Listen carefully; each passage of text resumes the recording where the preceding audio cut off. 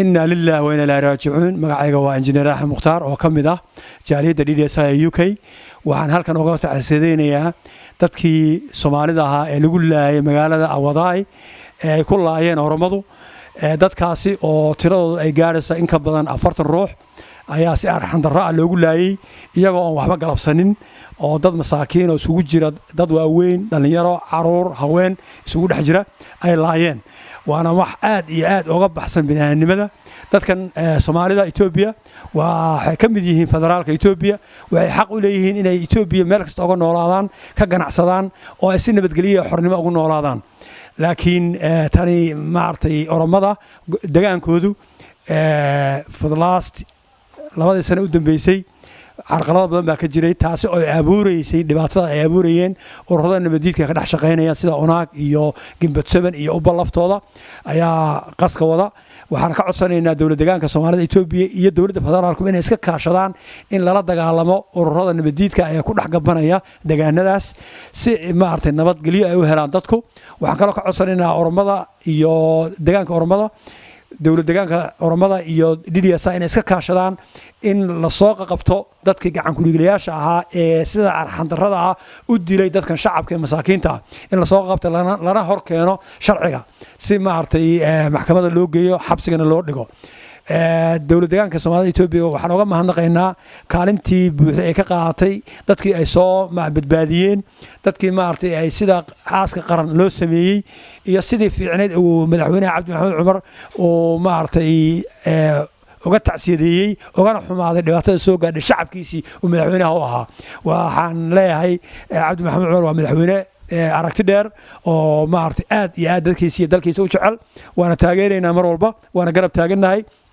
halka hawshaas waxaan kala garab taaganahay xisbiga shacabka dimuqraadiga Soomaalida Ethiopia oo horumar iyo bashash barwaaqo u horseeday dhammaan DDSI 12 gobol ee DDSI u horseeday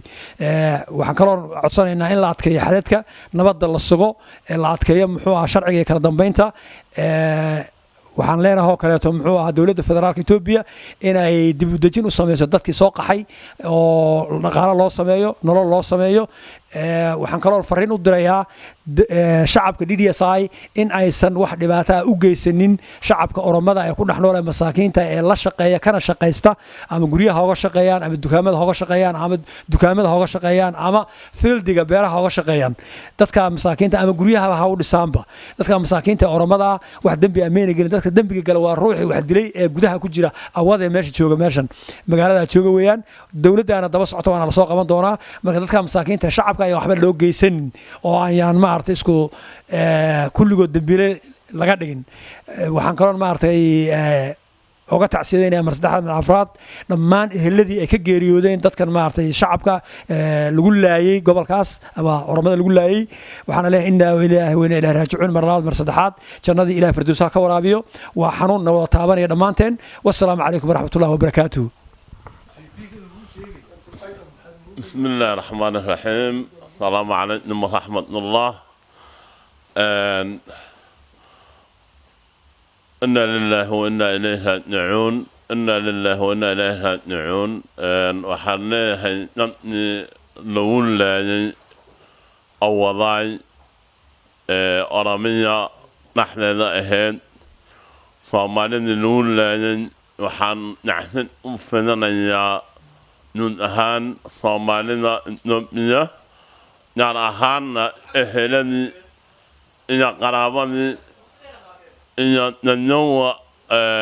المهامي وحلنا هين إلهي نننا في النصحة نورا منه نعم نحق نربط نشين وإهل ننو إلهي قمسيه واسعينه نربط حن هل الآن سلام أمرنا يا مدحوينها نولد نيان صومالنا نبنية مضانا عبد محمد عمر أو ننسى نمن معها نن علام هوريو أو نراه وحلت نلو عبد وحول وانن نبضان وانن يعني النبض أمن الإحقاق يا عبد مدحونا عبد محمد عمر مدحونا عبد محمد عمر حدودها نتنا أن نلنا هاي أردن وحولنا اللي أما الله الله نمط نمط ما صار وفنيا نمط وثمايا عم محمد عمر مدحوينه هنا وحالنا عمه إن شاء الله حتى له عم محمد عمر الآن وعبارة نو لنا هاي ونرد نامنا هاي نعان نسلم ذا قادم يا نوحل نن وهم نوح نن ما هنقول وطنه وأن مسنين عن المتنو حتى نوح نن يا رب نقول وطنه ما سن نمطنا هنموتنا ذا نمطنا ما وحنا نمطنا أيام أطلع صنع هاي نتني أي وحي أهر مطنا ونمط نمط ما أبقينا نمط السلام عليكم ورحمة الله وبركاته. ودان سما. إنا لله وإنا إليه راجعون. إنا لله وإنا إليه راجعون. إنا لله وإنا إليه راجعون. هل كان وحن وقطع سيننا dadkii masiibadii xasuuqu uu ku soo gaadhay deegaanka Oromada siiba gaar ahaan magaalada Awadaay magaaladaas oo aaminsannahay waxa camirayay laga dhisay uba shaqaynayay inay ama xoog Soomaaliyeed ahaa ama xoolo Soomaaliyeed ahaa dadka kale ee Oromada ana waxa maanta weelkoodii buuxsamay ka daadinaya waa dad cadow iyo fikir banaanka inooga yimid halkan waxaan doonayaa inaan si gaar ah uga tacsiyeyno dadkii iyo eheladii iyo qaraabadii ay dadkaasi ka geeriyoodeen waxaanu halkan si gaar ah waliba aanu uga tacsiyeynaynaa guud ahaan dowlad deegaanka Soomaalida iyo Itoobiya iyo Soomaalida kale dad ehelaaba kula haaba halkan waxaan doonaynaa inaan uga hambalyeeno maamulka dowlad deegaanka Soomaalida iyo Itoobiya uu garwadeenka u yahay xisbiga qiimaha badan xisbiga shacbiga Soomaalida Itoobiya oo hormoodkiisa uu yahay mudane Dr. Cabdi Maxamuud Cumar iyo kabinetka intoo dhanba waxaan ugu hambalyeynaynaa sida geesinimada iyo fikirka leh ee islaamnimada leh ee afrikaannimada leh ee Itoobiyaannimada leh ee u garteen in dad aan wax magarataa oo aqal xun iyo fikir aan Afrikaan ku salaysnayn aan ku salaysnayn muslimnimo oo meel kale laga soo waariday oo midnimada Itoobiya iyo shucuubta Itoobiya siiba Soomaalida iyo Oromada in lagu kala diro oo la isku baabiyo la isku kaljibiyo ay u fahmeen ayna u garanti gareeyeen nidaamkii dastuurku uu damaano qaadayay ee qofka Itoobiyaanka ardigiisa iyo noloshiisa iyo xoolihiisuba in ay macnaa damaanad qaaday sharciga iyo dastuurku madaxduna sidaas oo kale bay samaysay waa insaannimo inta ay dheer yihiin ayay maanta tuseen Itoobiya waxa ay tuseen inta ay wadaniyad ay dheer yihiin Itoobiyada kale waxaan kullayna aaminsannahay madaxda federaalkuna inay taalo garan doonto waxaan aaminsannahay oo kale madaxda kilinka Oromadu inay taalo fahmi doonaan oo iyaguna ay sida ugu degdega badan gacan ku dhiiglayaasha u soo qaban doonaan loo horkeeni lahaa sharciga loo horkeeni lahaa waxa aan ka xumahay oo maanta nasiib ku qaday magaaladii Awadaay camirnayd ee xoolaha Soomaalida ku camirnayd ee xoog Soomaalida ku camirnayd waan ka xumahay in magaaladu u dhadhawaa oo ay ka mid tahay malqaqa ay ka mid tahay oo meelo kale ay ka mid yihiin jaadkooda inaan lagaba cuninba maxaan ku dhaaj jigjiga waana arin maxaan ku dhac aqal xumo jirtay waa laga beeran karaa meel walba ganacsigu meel walba uu furan yahay waxa aan doonayaa oon halkan aan rabaa inaan si gaar ah ugu adkeeyo dadka dowlad deegaanka in ay ka fogaadaan inayna dad masaakiina oo waliba u shaqeeya iyaga inayna laynin oo dhiig qof miskiin ah oo Itoobiyaan oo Oromo ah inaanu dowlad deegaanka aanu ku daadanin hadduu dambiila noqdo sharci baa jooga hadduu dambi iyo qas uu sameeyo ciidan baa jooga far iyo suulinta lagu qabto ayaa meeshii sharcigu dhow yahay in la geeyo waxaan ka fidoonay waliba si gaar ah ula tirnaa inayna dadka shacabka ayna si wuxuushnimo ah ayna baangad iyo bud iyo bullet midna ayna u qaadanin oo dadka Itoobiyaanka ardigooda iyo noloshooda uu ka magan galo waxa aan si aan doonaynaa inaanu halka aanu korna ka xariiqno hoosna aanu ka xariiqno oo kor iyo hoos aanu ka dhownay maxaan ku dhahay arrinkaas in dadka masaakiinta ee lagu xasuuqay xeer maxaan ku wixii dadka masaakiinta xoolahoodii iyo waxay xaq u lahaayeen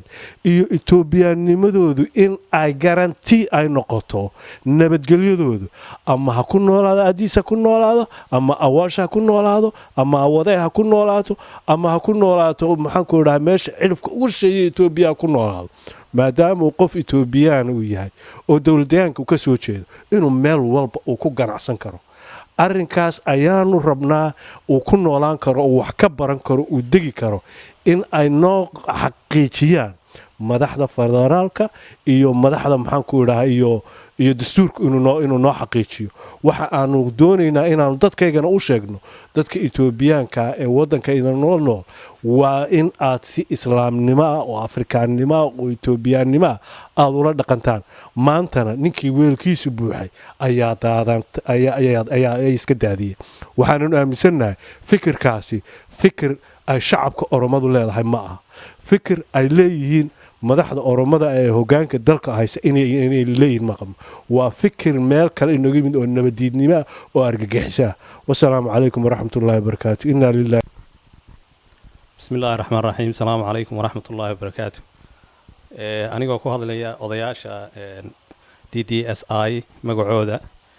iyo dhammaan muxuu ahaayay jaaliyadda ka soo jeeda dawlad deegaanka Soomaalida ee UK waxaan leenahay taasi waxaan halkan uga diraynaa eheladii iyo qaraabadii ee burmageytada ahayd ee ku geeriyootay magaalada Awaday ee sida foosha xun loo gumaaday muxuu ahaayay taasida ka bacdi waxaan halkan u gudbinayaa oo ka codsanaynaa shacabka DDSI inay ka digtoonaadaan oo iska ilaaliyaan nabadda maanta aynu haysanno dad baa ka dambeeya oo onaag iyo onelf iyo wixii lamida in la wiiqo nabadgelyada aan haysanno dadka shacabkee walaalaheena ee Oromadaana inta wuxuushnimada ku kacday mooyaane inaan ilaashano nabadda aynu maanta haysanno dawladdana lala shaqeeyo madaxweynahana lagu taageero go'aankii uu ka soo saaray aad baan u taageersannahay waxaan leenahay DDSI guulaysta sidaas iyo nabad iyo nolol salaamu calaykum waraxmatullaahi wabarakaatu السلام عليكم ورحمة الله وبركاته أنا أحمد مراد نور عبد الله وحان هالكن تعسي تيرانية أوغادرايا دادكي سيدا أرحان درهدا لوغو لايي مقالة أوضاي اسمها ملكا دولة ديغانكا أوروميا دادكاس أو سي آن إسلام نما هين بلا آدن نما هين أفريكان نما هين ميلا أنكاقسو أرورين إيفان قال نما هين loo galay oo jirkoodii la googooyey wejiga laga jaray inna lillahi wa inna ilayhi raaji'uun inna lillahi wa inna ilayhi raaji'uun baan leenahay waxaan kaloo halkan uga mahad celinayaa dawladda federaalka ciidamada dawladda federaalka iyo federal booliiska soo badbaadiyey 300 oo qof oo Soomaaliya oo iyaga laftigooda saa loo jarjari lahaa aad iyo aad bay ugu mahadsan yihiin ciidamada geesiyaasha waxaa kaloon u mahad celinayaa dawlad deegaanka Soomaalida Itoobiya oo isaguna doorku ka qaatay door aad u fiican ka qaatay waxaan si gaar ah ugu mahad celinayaa madaxweyne Cabdi Maxamed Cumar oo arrin geesinimo leh ku hadlay dadkiina waaniyay sidii ay islaamnimadu ahayd Soomaalinimadu ay ahayd qofka bila aadannimadu ay ahaydna oo la hadlay in aan qof shacaba oo Oromo oo maskiina oo isaguba tiisi maarayn la aan loo dilin sida arxan darrada ee maamulka Oromiya dhexdooda loogu laayay maamulkii oo jooga dadkii shacabka loogu gumaaday dadkaas oo aan leeyahay siyaasad waxa ka dambaysa anad iyo gimbood iyo nimanka la yiraahdo ubo ay dhaqanka ay ku dhaqmeen dhaqankii lagu yaqaanay dadka nabadiidka oo bini'aadanimada ka fog marka aad iyo aad waxaan uga tacsiinay mar labaad iyo mar saddexaad oo leeyahay inna lillahi wa inna ilayhi raaji'uun aad iyo aadna waan idin salaamay dhawaan u salaamaya dawladda deegaanka Soomaalida Itoobiya assalaamu calaykum waraxmatullaahi wabarakaatu السلام عليكم ورحمة الله وبركاته. ماشي waxaan tacsiyo uga direynaa annagoo ah jaaliyadii dawlad deegaanka Soomaalida Ethiopia Ingiriiska ama UK dadkii dawlad deegaanka Soomaalida ahaa ee lagu laayay magaalada Awaday ayagoo waxba galabsanin oo nolol maalmeedkoodii ku jiro